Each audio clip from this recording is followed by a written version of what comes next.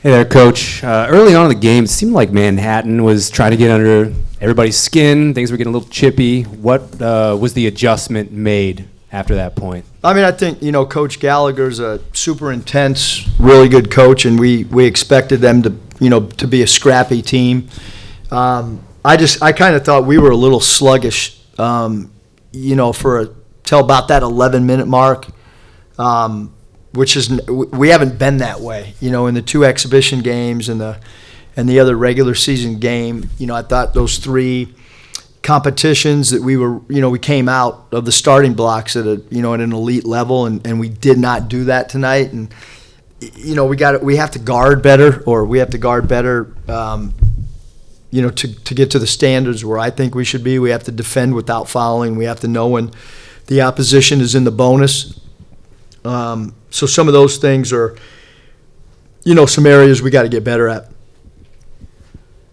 Coach, Jaden Burnell played a good number of minutes and seemed to play pretty well.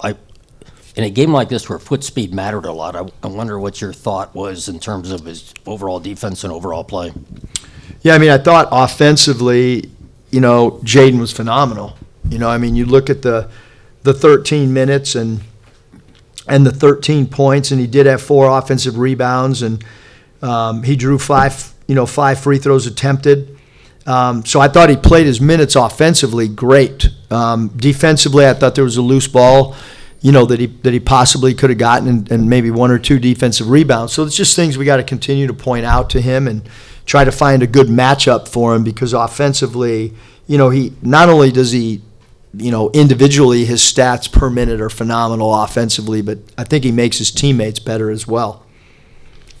So, Coach, it's probably maybe a love-hate type of stat. 55 rebounds total, 24 offensive, a lot of missed layups. Yeah, I thought, Manhattan's not a very good shot blocking team. That's one of their areas that when they play a team like us, they're probably not going to block a lot of shots. So I was disappointed with shots around the rim. But we did emphasize going to the offensive boards. I mean, we have a lot of athletes that have some length, but certainly, when you play against Power 5 teams, you're going to have to finish around the rim against way more length than what we saw tonight.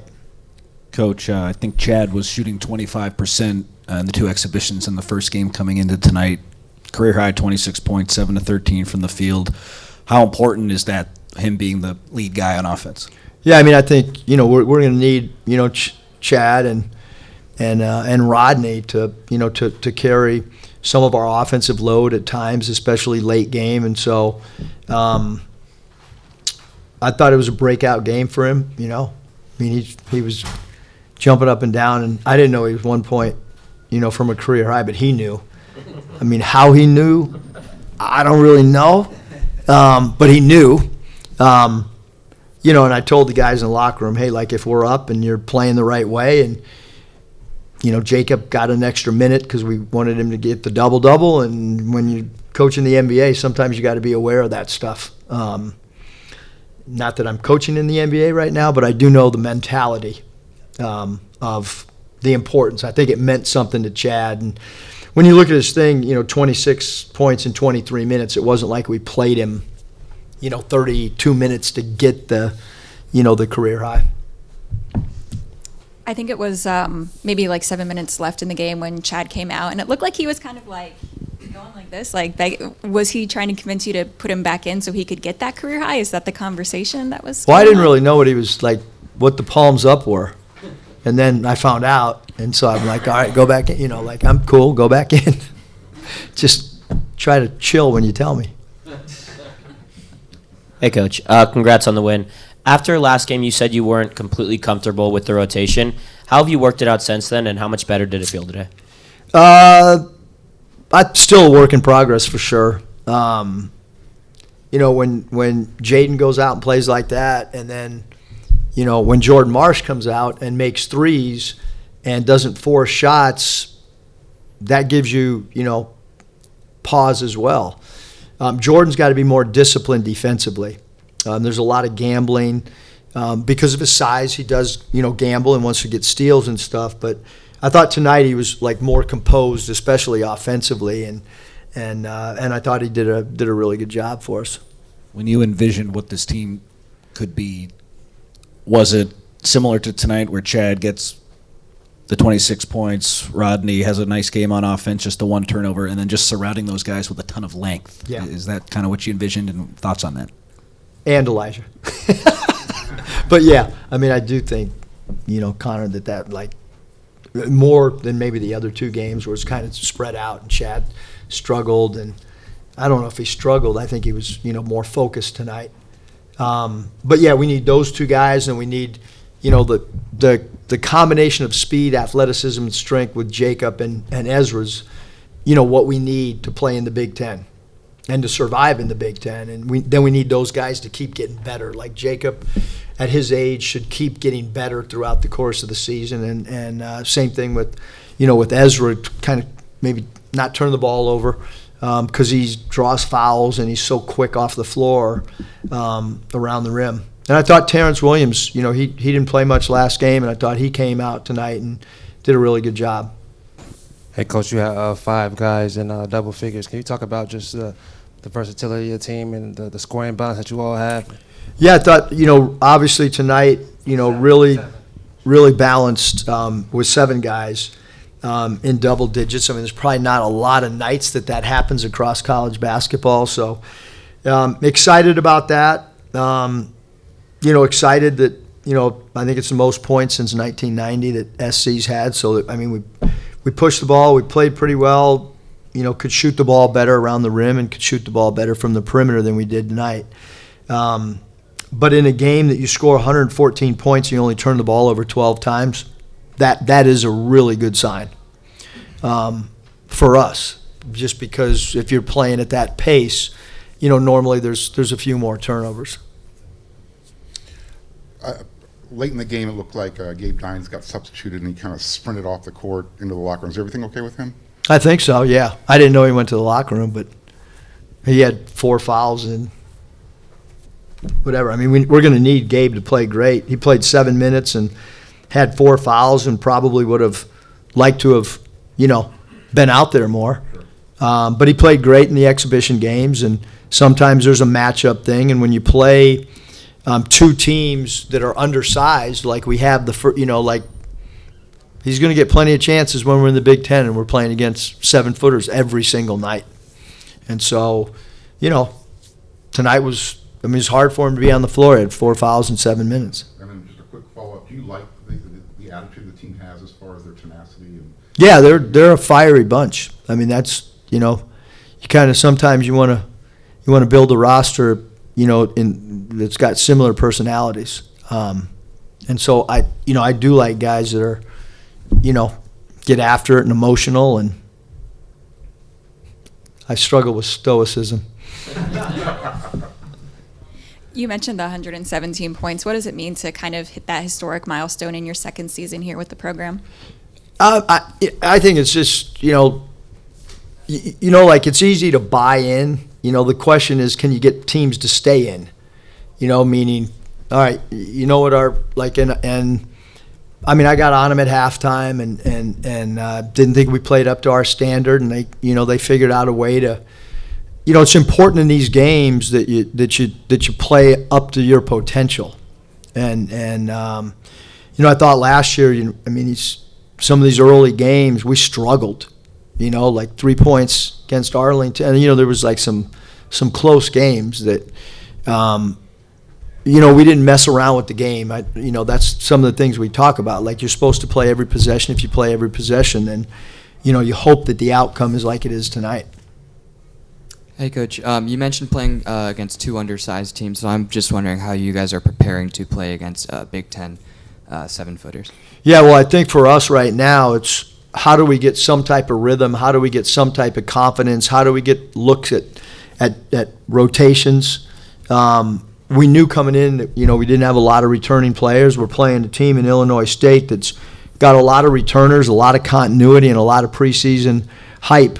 And, now we've got 2 games under our belt, and hopefully that gets us ready for the game on Friday. But I can't simulate, Big Ten play when we get into it, I mean, they're going to find out real quick how competitive the league is. Obviously, Rodney knows, and certainly Chad Baker should know, playing in the SEC. And then some of the other guys will find out, how difficult. But Jacob played in the ACC, and part of the reason we recruited those three guys, and obviously, Ezra, playing in the Big 12. So we got a lot. We have a core group of guys that T. Wills played in the Big 10. So we have enough guys that kind of know what it's like and have got some type of experience at that level. Coach, what did you hope to learn from a game like this? I mean, you're obviously heavy favorites, and I assume it's not about the winning and losing, but what did you hope to take away from it? Just, trying to figure out continuity, on what works, what doesn't work, running certain plays, running different coverages. Like we found out that smaller guards can bother us with their ability to get to the basket. So we got to defend without fouling. We might have to give the players like that a little bit more cushion. But that's kind of what what the objective was tonight. All right. Thank you all. Thanks, everyone. Hey, Chad. Congrats on the career high. What felt different tonight than the last game? Nothing. I just started the game, in a good rhythm. I was in a good state of mind coming in. The boys just kept being on my ear. We know, you haven't probably played your best couple games, but we believe in you. Just keep being you, and having teammates and the coaching staff that talking to you before a game. How can you not come to a game, ready and prepared and fired up? So. Hey, Chad, first, who do we have here with you? There's my niece, Annalise. Annalise, wait about them. Yeah. When you came to USC, a big part of it was you being the go-to guy. You played like that tonight with the career high. What does it mean to you to play that role on this team?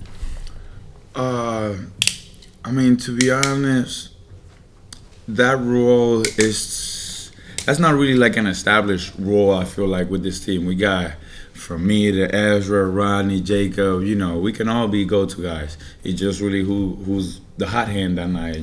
Thankfully I was the hot hand tonight, and the guys and the coaches kept feeding me. So, I'm going to just do what I had to do. This question is for Ezra. Can you talk about the energy you had tonight? It was a play when you had almost 2 and ones, and you kind of just went crazy. Talk about the energy you had. That's me every day, for real, even in practice. So I just be excited just to play. You know what I'm saying? Just to play with my boys, just to have the energy. I ain't really thinking about nothing else but just winning at the time. So Both of you guys drew a lot of fouls in the second half. What was the change in strategy there in your minds? Coach told us we sucked at halftime. I was about to say, he came in and cussed us out. Came in there cussing us out, throwing markers at us. So yeah. We know the standard, obviously, and we knew that we wasn't living up to the standard. It don't matter about points when it comes to this team. If you don't bring the effort, you're going to sit on the bench. So we just knew that we weren't playing with that effort and intensity into the standard. So we just came out just super aggressive, and then we just played until we tired, honestly. So that was the result. Chad, you had your career high tonight. When did you know that you were getting close, and how were you letting Coach know that you needed to get back in there to get there? Literally, when he subbed me out, I look up and I see 24. I'm like, Coach, no. I need at least one more bucket. And, he said just catch your breath. You coming back in there a minute, and I really appreciate him for doing that. Sometimes the player, you always want to beat your career high, and, he letting me do that. And, obviously the guys were okay with it. Yeah, so, it was really special being able to do that, especially with my knees out here. Hey, Chad. After last game, you posted online that you were very happy to be with a group of winners who, were dedicated. A lot of Auburn fans decided to respond to that. Was that just a... I'll respond. It wasn't a shot at nobody. And that's just to set it straight. Like, we ain't not here to start no drama with nobody. I'm pretty sure he's proud to be where he at, so... I'm going to say some because a lot of Auburn folks, they got stuff twisted. I cannot go much into detail, but I'm past that. I'm just, praising my boys now. I have nothing to do. I'm past that. That's in the past. I always want them to do good. My boys are there in that team to have one of my best friends, Reed, Joa. The coaching staff, they believe in me. They took a kid out of JUCO and gave him the opportunity, and because of them, I'm here today. if I have some funny comments to say, yeah, but the boys know because before I say anything or do anything on Twitter, I will text the hi to one of the boys. Hey, y'all know I'm messing around. I'm bored. I'll be telling. So yeah, I'm never gonna throw no shots. People trying to twist my words and stuff like that, and they trying to have fun with it, and then they get mad at me because I'm trying to have some fun with it too. I'm like, so it's okay. I'm gonna never throw no shot at Auburn for real. I saw that Keyshawn Johnson stopped by practice. Did he say anything to you guys that kind of, motivated you or fired you up for this game? I ain't never been next to a number 1 draft pick in my life, so 2 of us. that was already the excitement. That was already the excitement for sure. But nah, he came in and just, when you're a number 1 draft pick, is a little different world. He explained this, and he just basically was getting into what it took to him to be that number 1, and he wasn't there. He had to work to be a number 1. So, it was. I thank him a lot because some of that, stuck with us, and I feel like we came in here with that fire in us. Hold on.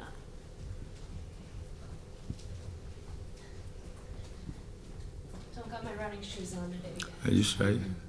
This question is for Chad. Congrats on the career high. Can you talk about just playing for a coach like Eric that allows you to get the opportunity to do that? It's not so strict, like, hey, you can go ahead and do your thing. It's pretty fun playing for a guy like that. He reminds me a lot of myself. Me and him got a lot of things in common, especially that we're crazy. Sorry, passionate. That's the word. Passionate. But having a coach who just lets you be out there and be yourself, it's how can you not be comfortable? You know what I mean? And it's just not just me that he lets all of us be, our own self. Ezra is promise you that I'm the same way, and a couple other guys. But it doesn't make this seem like you're doing a job. It's more like you actually playing basketball. If you know what I'm trying to say with those words, yeah. All right. Thank you, guys. Thank you.